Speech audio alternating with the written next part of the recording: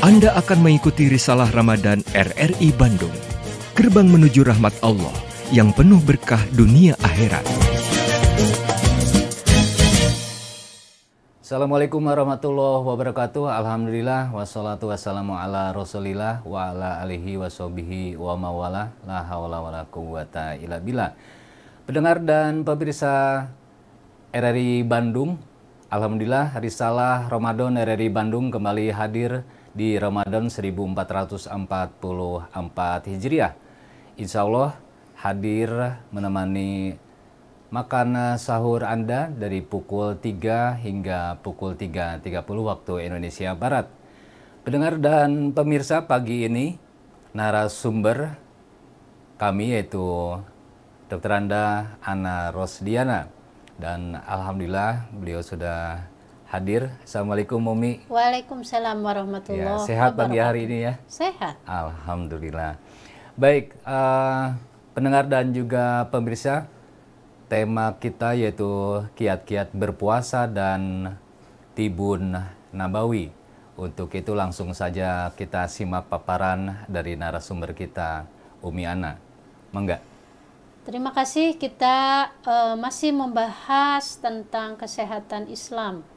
Di mana Islam itu sudah masuk ya ke dalam Tibun Nabawi, yaitu satu pengobatan yang sudah disiapkan oleh Nabi sehingga lahirlah sumutasihu, berpuasalah kamu akan sehat.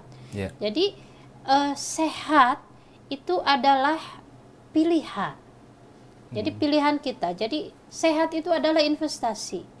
Kita mau sakit, mau sehat, itu bagaimana pola makan kita, pola hidup kita, pola tidur kita, ataupun pola-pola yang lainnya.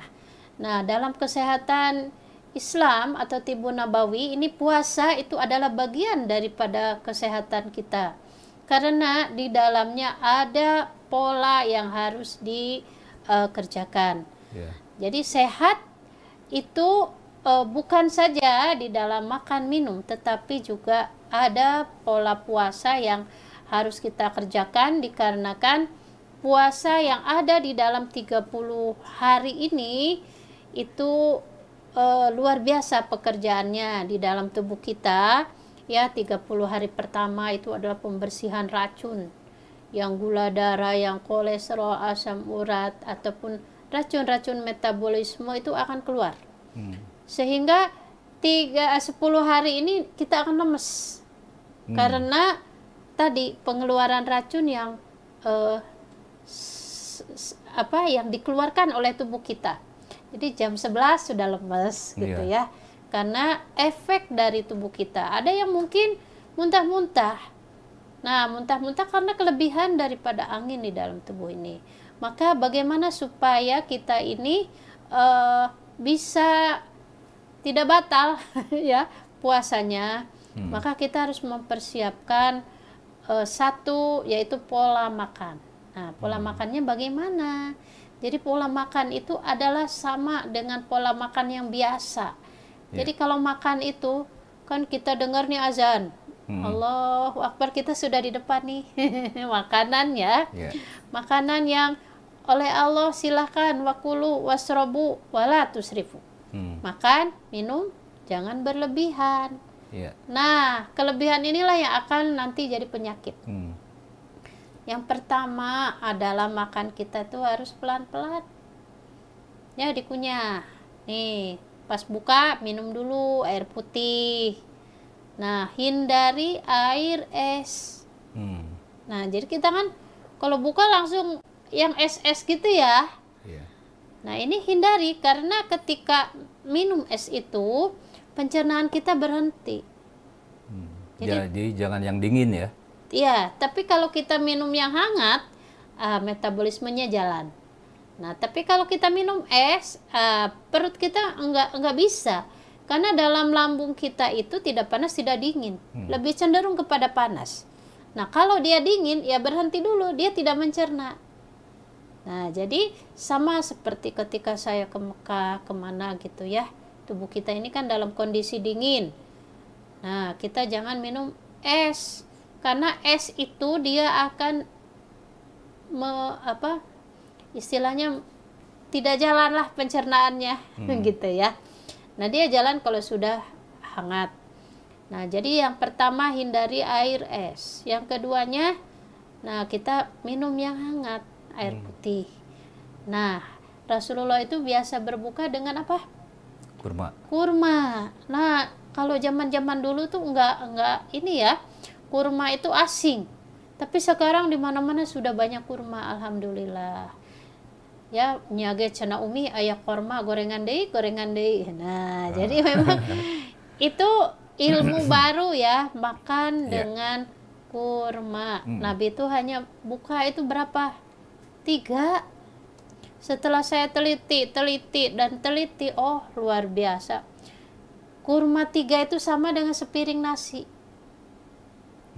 Gitu. Zat gizinya. Iya. Jadi kalau sudah dia minum yang manis ya, ataupun yang hangat, Rasulullah makan kurma, udah.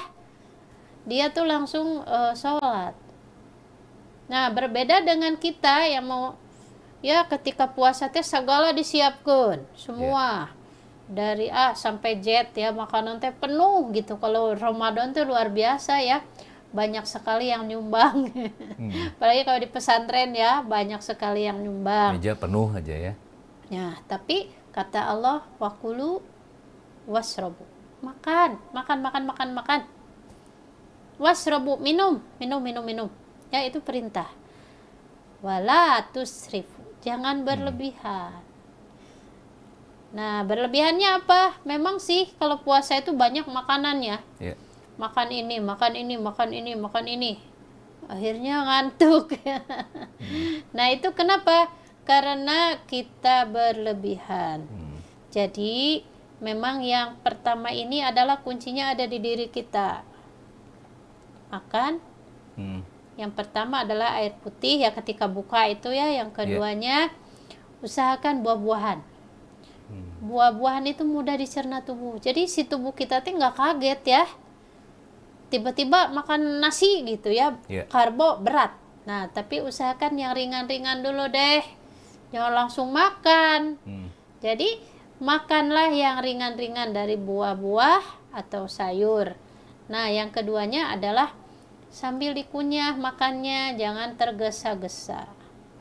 Kalau kita tergesa-gesa, nah ada enzim di dalam mulut kita itu nggak keluar. Ya, dalam mulut kita ini ada enzim. Enzimnya keluar kalau sudah kita mengunyah dengan baik. Ketika kita mengunyah dengan baik ya, enzim pencernaan amilase ini dia akan membungkus dari makanan yang kita makan. Dan kita masuk ke dalam perut itu dalam kondisi sudah dibalut enzim tadi. Tapi kalau kita makan cepet-cepet, enzimnya nggak keluar. Oh, seperti itu ya. Nah, Umi, tadi kan kata Umi berbuka itu dengan air ya. Dengan air. Bagaimana dengan anjuran atau yang disunahkan itu dengan yang manis-manis? Ya, betul. Nah, jadi air maksudnya adalah kita buka dengan air yang hangat, yang manis, ya boleh yang manis, dan kita dianjurkan makan yang mudah dicerna tubuh. Kalau nggak ada kurma, nah kurma ini adalah makanan yang bukan makanan Arab, tetapi kondisi di dalam kurma ini dia cukup untuk mengganti energi yang tadi seharian terbuang ya. Ya, kita kan seharian kita istirahat tubuh kita. Nah, banyak energi-energi yang muncul kurang melilis lah ya. Sudah keluar. Nah, itu akan tercover dengan yang manis. Jadi ketika energi kita sudah di puncak gitu ya.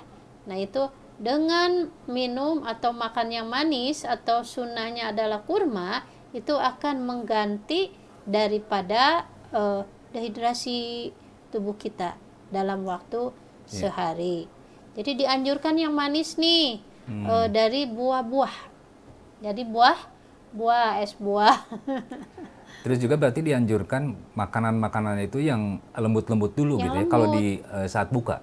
Iya, jadi diusahakan karena tubuh kita ini kan dalam kondisi yang lemah. Iya. Ketika ketika kita masuk dengan nasi, maka tubuh kita akan berat. Dan ini kayak blender lah. Blender itu dia akan mencerna atau menggiling daripada yang lembut dulu. Nanti baru yang lain. Nah, sama dengan tubuh kita ini, kita akan lebih siap dengan makanan-makanan yang mudah dicerna yang mengandung serat. Iya. Gitu. Baik, nanti kita lanjutkan setelah jeda bagaimana kaitannya puasa dengan Tibun Nabawi ini ya. Baik, setelah jeda kita lanjutkan kembali. Ramadan Berkah bersama RRI Bandung.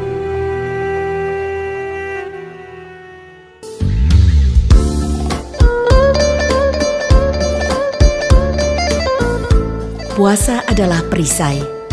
Jadi ketika salah satu dari kalian sedang berpuasa, ia tidak boleh memanjakan mulutnya dengan perkataan kasar atau meninggikan suaranya ketika marah.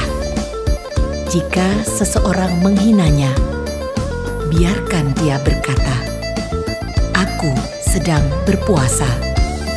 Hadis riwayat Muslim.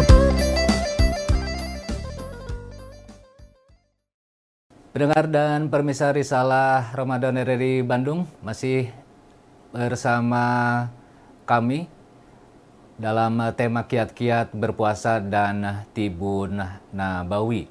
Umi Ana, kita lanjutkan kembali perbincangan kita. Nah, kaitannya berpuasa dengan Tibun Nabawi. Ya, selama ini kita hanya berpuasa saja, ya. Jadi artinya lapar, haus, ya. Artinya puasa yang biasa saja sampai 30 hari. Yeah. Nah, Tibun Nabawi ini ada loh, yaitu bekam. Jadi kita itu dianjurkan sebulan sekali berbekam. Nah, termasuk di bulan Ramadan. Itu adalah sarana yang paling baik ketika kita bekam. Yeah. Di dalam 1 tahun itu ada 1 bulan yang paling panas. Itu yaitu bulan Ramadan. Nah, ketika panas inilah semua racun keluar. Racun ini keluar dan termasuk juga racun metabolisme tubuh, yaitu darah yang bergejolak. Jadi kalau misalnya asam urat akan sakit pada pertengahan bulan. Kalau misalnya darah tinggi akan naik pada pada pertengahan bulan, ya, pertengahan bulan Ramadan atau pertengahan bulan-bulan yang lain, atau sakit kanker. Semua sakit itu akan sampai kepada yang namanya pertengahan bulan. Makanya pertengahan bulan itu selalu ada Ayyamul Bid. Ayyamul Bid, ya. Nah, itu untuk menahan semua penyakit yang akan naik, yaitu bergejolak. Nah, setelah 13, 14, 15 yang puasa bulan biasa. Yeah. Nah, tanggal 19, 20, 21, nah inilah tanggal berbekam. Oh, seperti itu ya. Nah, sekarang di bulan Ramadan. Bulan Ramadan itu ada 1 hari atau 3 hari, ya, setiap tanggal 21, 19, tanggal 21, pertengahan bulan Ramadan.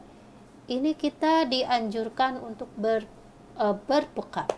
Inna afdhala ma tadawaitum bil hijamah. Sebaik-baik pengobatan yang kamu lakukan adalah bekam.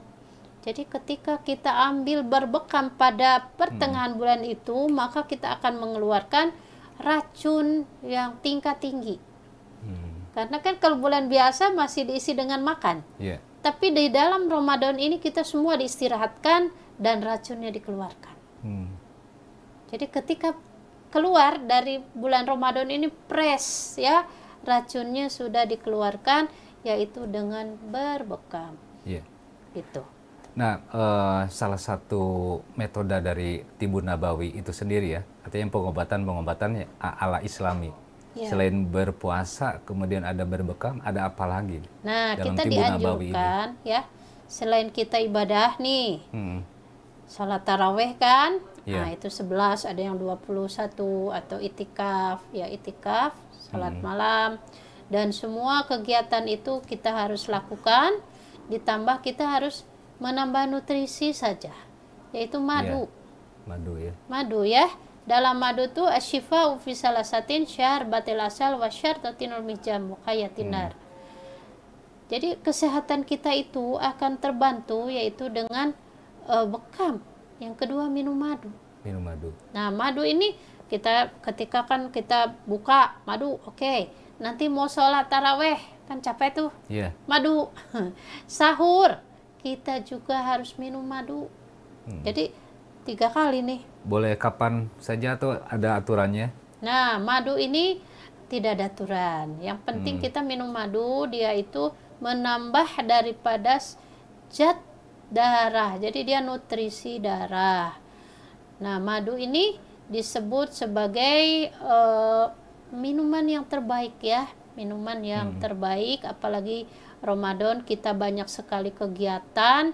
Ini kita harus selalu minum madu ya. Karena apa? Nutrisi di dalam madu sangat lengkap. Bagaimana? Lebah itu bisa mengambil 144 jenis tanaman hanya untuk sebuah namanya madu. Nah, madu ini adalah sama dengan zat yang ada di dalam darah. Jadi dia akan mengisi yang kosong-kosong daripada sel-sel kita yang rusak. Begitu. Nah, itu kiat-kiatnya selain daripada madu ya. Banyak ya, itu ada jahe. Janjabila. Janjabila itu minum bandrek kalau sekarang mah ya. Oh iya, bandrek. Nah, itu menghangatkan. Di wilayah Sunda gitu ya. Iya, jahe. Jawa Barat jahe atau bandrek. Jadi minuman khas gitu. Minuman khas, tetapi Al-Quran sudah menyebutnya sebagai minuman surga. Nah, jadi kalau ada mah udah jahe. Ya, kalau nggak jahe madu.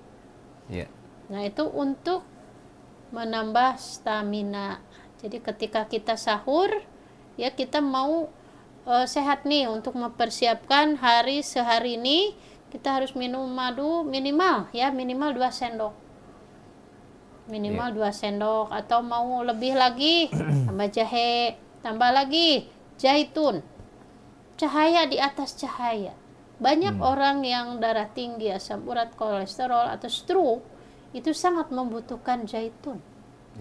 Nah, zaitun itu adalah pengencer darah. Kita tidak pakai obat kimia ya, tapi kita menggunakan obat-obat dari Quran yaitu zaitun. Sehingga darah kita akan lancar, puasa kita juga akan prima ya. 1 sendok kecil zaitun bisa kita minum. Oh, jadi yang dikonsumsi itu bentuknya seperti apa? Cair ada, kapsul ada. Oh gitu. Ya, jadi boleh ini bukan obat tetapi nutrisi yang sehari-hari kita bisa lakukan ya. Kita itu butuh nutrisi yang sangat banyak apalagi puasa ya. Makanya kita siapkan madu. Yang kedua kurma, yang ketiga zaitun. Nah, zaitun itu nutrisi darah. Nah, madu itu nutrisi energi. Termasuk kurma, ini kan manis. Nah, manis ini akan memberikan energi yang sudah terpakai begitu. Nah, terutama di bulan puasa, apa lagi selain itu ada jenis-jenis makanan atau tertentu dari timbun nabawi? Ya, jadi kalau timbun nabawi ini semacam bawang merah, bawang putih gitu ya. Ada dalam Quran bahwa makanan-makanan yang kaya dengan zat-zat warna. Nah, itu harus kita makan karena tubuh kita ini butuh 80 jenis nutrisi dari merah, kuning, hijau, oranye ya. Seperti warna pelangi ya. Nah, warna pelangi. Nah, tubuh kita itu persis seperti pelangi ya. Kita membutuhkan semua makanan ini. Jangan ini sayur kepinggirkan. Saya nggak suka. Nggak suka ya. Kita itu membutuhkan 85% sayur buah. 15% kita protein. Proteinnya kecil saja. Nah, tapi bagaimana kita merangkum dari 85% sayur buah ini sehingga kita bisa menambah nutrisi kita, ya. Jadi kalau ada sayur sop, ada warna kuningnya, ada merahnya, ada hijaunya, ada bawangnya. Nah, makanan seperti itulah yang harus kita makan. Ini menarik sekali. Perbincangan kita cuman waktunya yang membatasi. Ada kesimpulan dari kiat-kiat berpuasa dan Tibun Nabawi ini? Ya, jadi dalam puasa, dalam Tibun Nabawi itu adalah satu kesatuan di dalam ajaran Islam, di mana kita tetap melakukan ibadah, namun dengan ibadah yang lebih prima. Nah, kita makan, kata Rasul, makan dan berhenti sebelum kenyang. Maka usahakan makan, tapi jangan kenyang. Nah, ketika makan, ya makan saja yang ada, karena kita tidak akan sempurna ya penyajian, karena kan kita namanya puasa. Kalau yang namanya ahli sufi, makan itu adalah apa adanya, begitu. Tetapi kalaupun ada, itu akan lebih kepada suplemen, ya, seperti madu. Nah, di dalam fihi syifa'ul linas, di dalam madu itu ada obat untuk manusia, yaitu dia mengganti semua sel-sel yang rusak dan aus, dan dia akan menjadikan energi. Jadi siapkan madu, siapkan kurma, siapkan juga zaitun, ya. Pagi 1 sendok kecil, sore pas buka 1 sendok kecil. Nah, itu akan menambah tenaga untuk tubuh kita.